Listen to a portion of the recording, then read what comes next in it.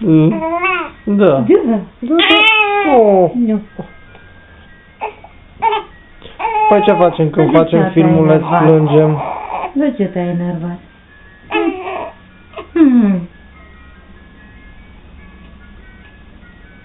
Da. Faci cu mâna la unchiul? Da? Oh. Ups. Hai să ținem bune sus. Așa. Să nu mai dai lapte afară, da? Săracă. Hai să încercăm, Suzeta? Putem să încercăm. Nu-mi dai, te rog, alea de pe mine.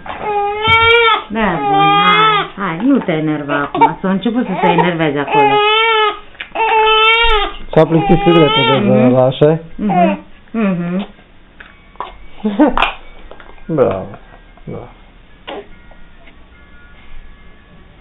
Ce orele reci? Tu e frig? Nu știu. Cum mergem să-i facem baie?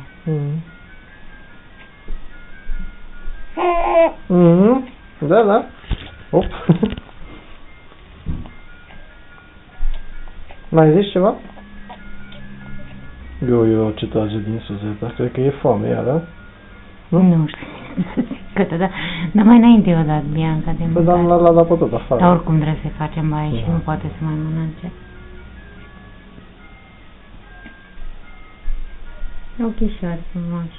Uite ce picioruș avem. Uite ce picioruș avem. Ce?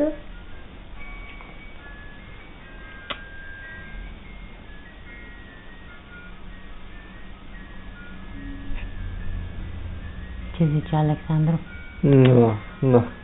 A? Ce? Îți place? Cum nu?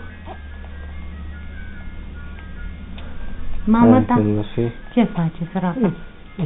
Bine? Când or veni încoa să vad așa Viu. pe viu, ca așa prin poze și prin filmulețe mai greu. Ce faci, tati, meditezi? Da?